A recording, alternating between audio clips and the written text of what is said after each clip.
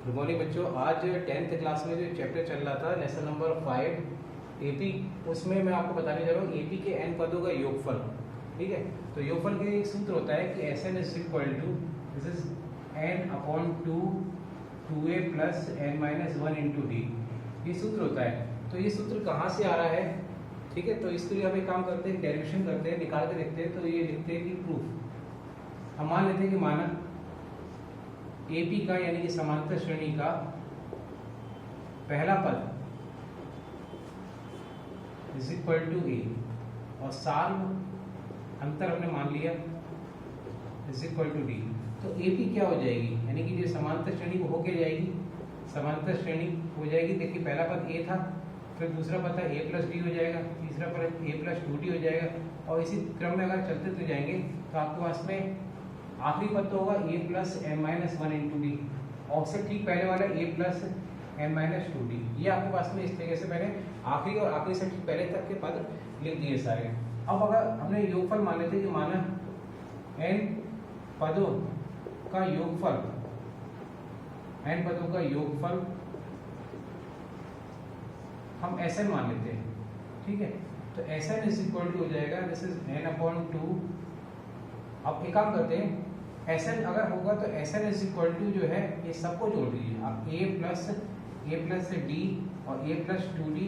इस तरीके से आप आखिरी पद तक A plus N minus one D और आखिरी से ठीक पहले पद A plus this is N minus two D, सबको आप जोड़ दीजिए। तो देखिए इसी सीरीज को जब आप उल्टा करके लिख देंगे, यानी कि पहला जो पद था वो आखिर में और आखिर वाला पद को पहला पद लिख देंगे, तो A plus this is N minus one D होगा, यहाँ पर आएगा A plus N minus two D होगा। इसके नीचे पद मैं नहीं लिख रहा हूँ, यहाँ पर हो जाएगा ए प्लस डी और ये हो जाएगा दिस इज ए। इस सीरीज का जो पहला पद था वो मैंने यहाँ पर आखिरी बना दिया और यहाँ जो आखिरी पद था वो यहाँ पर पहला पद बना दिया। दोनों को जोड़ेंगे तो टू एस एन हो जाएगा और ए हो जाएगा, ए और ए तो मिलकर टू हो जाएगा। ये पहला पद जोड़ दिए पूरा, तो two A plus N minus one D हो जाएगा। ऐसे ही ये इसका दूसरा पद है और ये इस सीरीज का दूसरा पद है, दोनों को जोड़ दीजिए तो ये हो जाएगा two A plus D common लेंगे तो आपके पास में एन को जब ये सिंप्लीफाई करेंगे तो एन माइनस वन डी आ जाएगा। और इसी तरीके से जब लास्ट पद पर आते हैं, ये आपके पास में इसका आखिरी पद है, ये इसका आखिरी पद है, तो two A plus N minus one D. तो आप देखेंगे कि सारे पदों में सब चीज़ सेम आ रही है। ये भी पहला पद two A plus N minus one D है, दूसरा पद two A plus N minus one D और इवन आखिरी पद भी N minus one D, two A plus N minus one D. यहाँ से यहाँ तक एन पद है, तो एन पद आपको मालूम है अगर 5 को 3 बार जोड़ें तो 15 होगा, या 5 को 3 से मल्टीप्लाई करें तो भी आपके पास में योगफल 15 ही आएगा। यही काम यहाँ करना है। यहाँ पर यहाँ से यहाँ तक n पद है, तो सभी पद में सेम चीज़ है, तो आप इसको आप डायरेक्टली लिख सकते हैं एन टेन से two A plus N minus one into D. तो इस तरीके से एस एन की जो वैल्यू है वो हो जाएगी एन अपॉन टू, ये हो जाएगा two A plus N minus one into D. ये आपके पास में फॉर्मूला प्राप्त हो जाएगा, जिसके लिए आप जैसा यूज़ करना हो, एन की वैल्यू निकालने के लिए भी यूज़ करना होगा, ए निकालने के लिए भी करेंगे, या डी निकालने के लिए, या पूरा योगफल निकालने के लिए भी हम लोग इसे यूज़ करेंगे। अब इसके बाद में हम लोग एक्सरसाइज 5.3 पर चलते हैं जो आपकी बुक में दी हुई है। तो उस एक्सरसाइज में फर्स्ट क्वेश्चन पर आते हैं। एक्सरसाइज 5.3 में फर्स्ट क्वेश्चन है 2, 7, 12 के 10 पदों तक योगफल ज्ञात कीजिए। तो देखिए पहला पद आपका इसमें 2 है, डी अगर आप निकालें तो 7 माइनस 2 5 हो जाएगा, और पदों की संख्या आपके पास में दी हुई है 10। तो सूत्र आप हर बार लिखा करेंगे N upon two A plus N minus one into D. तो ये एन की वैल्यू 10 है, अपॉन टू इंटू ए 2 हो जाएगा, एन की वैल्यू 10 माइनस 1 और डी की वैल्यू है 5। इसे सिंप्लीफाई कर लेते हैं, 2 से चाहिए काट लेते हैं 5, तो 5 तो ये हो जाएगा, ये हो जाएगा 4, यहाँ हो जाएगा 9 इंटू 5। तो इस तरीके से 4 प्लस 9 5 से 45, तो 5 इंटू 49 ये हो जाएगा, 9 5 से 45 का 5 और 5 4 से 20 और 4 24 ये हो जाएगा। तो 245 इसका ये आंसर आ जाएगा। नेक्स्ट क्वेश्चन अगर हम देखें तो उसमें आपके पास में अंतिम पद दिया हुआ है, तो इसे मैं आपको देता हूँ। नेक्स्ट क्वेश्चन में आपके पास में सीरीज दी हुई है 7, सेकंड क्वेश्चन का फर्स्ट पार्ट 7 प्लस 10 होल 1/2, फिर उसके बाद में दिया हुआ है 14 एंड सो ऑन, लास्ट में दिया हुआ है 84। तो यहाँ पर आपके पास इन पदों का योगफल निकालना है। तो अंतिम पद दिया हुआ है, तो यहाँ देखिए पहला पद आपके इसमें पदों की संख्या नहीं मालूम है, हमें पदों की संख्या निकालनी पड़ेगी। ए हो गया 7 और डी की वैल्यू अगर आप देखें तो ये 10 होल 1/2 में से 7 आप माइनस कर दीजिए, तो ये कितना हो जाएगा 10 टू द 20 प्लस 1, 21/2 में से 7 माइनस करेंगे तो 7 एलसीएम ले लेंगे, जब इसे 2 एलसीएम हो जाएगा 7 से 14, तो ये हो जाएगा 14 है 7/2 आ जाएगा फिर आप, ठीक है। तो डी की वैल्यू 7/2 आ जाएगी। लास्ट पद मालूम आपको 84, तो एक सूत्र मैंने लिखवाया था पहले, L इज इक्वल टू होता है a plus n minus 1 into D. L की वैल्यू आपके पास में 84 है 84, a की वैल्यू है 7, n माइनस 1 n आपको निकालना है और d की वैल्यू है 7/2। 7 से पूरी इक्वेशन को आप डिवाइड कर सकते हैं, तो 7 से डिवाइड करेंगे 7 1 जा 7, 7 2 जा 14, यहाँ 1, यहाँ n माइनस 1 और ये 1/2, ठीक है। इसको तो ट्रांसफर कर लेते हैं, तो ये हो जाएगा 11 is equal to n minus 1 into 1/2, तो इसे मल्टीप्लाई कर देते हैं 12 इज इक्वल टू 2 से मल्टीप्लाई करने में 11 2 से 22 हो जाएगा n माइनस 1, तो n की वैल्यू आपके पास में 22 प्लस 1 ये 23 आ जाएगी n की वैल्यू।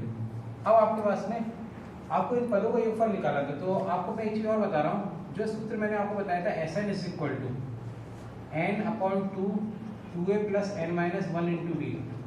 अभी आप देखिए मैंने यहाँ पर लिखा है a plus n minus 1 into D L होता है, तो यहाँ से अगर एक a अलग कर दें तो ये पूरा क्या हो जाएगा L, तो a प्लस L करके भी सूत्र को इस्तेमाल कर सकते हैं, तो इसे चाहे आप नोट करके भी लिख लीजिएगा। तो यहाँ पर हम यही काम करते हैं, Sn में n की वैल्यू आ चुकी है 23/2, a पहला पद आपके पास में 7 और लास्ट पद आपके पास में है 84, तो ये हो जाएगा 23/2 इंटू 91 और आप गुणा कर लेंगे तो 91 के 23 से गुणा करेंगे, 23 एकम 3 एकम 3 9 3 27, तो ये हो जाएगा 2 और 9 दूनी 18।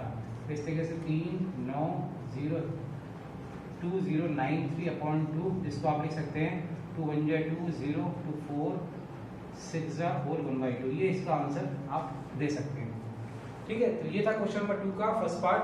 क्वेश्चन नंबर 3 को जरूर मैं ऐसे ही हिंट आपको दे दे रहा हूँ, उसमें क्वेश्चन नंबर 3 में आपके पास में इसी सूत्र का प्रयोग करना है, Sn is equal to n/2 2a plus n minus 1d, बस इसमें कंडीशन चेंज होंगी, कभी किसी क्वेश्चन में a पूछा जाएगा, किसी में d पूछा जाएगा, किसी में n पूछा जाएगा, तो इस क्वेश्चन नंबर 3 में इस तरीके से क्वेश्चन करने हैं, तो वो आप खुद ही ट्राई कर सकते हैं। एक क्वेश्चन और देखते हैं, क्वेश्चन नंबर 4। उस क्वेश्चन में आपके पास में ये पूछा जा रहा है कि योगफल आपके पास में 636 प्राप्त करने के लिए एक एपी दी हुई है आपके पास में 9 17 25 में कितने पद हो। इस एपी को प्राप्त करने के लिए ये एपी पे कितने पद हों कि उनका योगफल कितना आ जाए 636। तो देखिए योगफल दिया हुआ है और इस एपी का पहला पद 9 दिया है, डी अगर बात करें 17 माइनस 9 ये हो जाएगा 8, पदों की संख्या निकालनी है, ठीक है, n आपको प्राप्त करना है।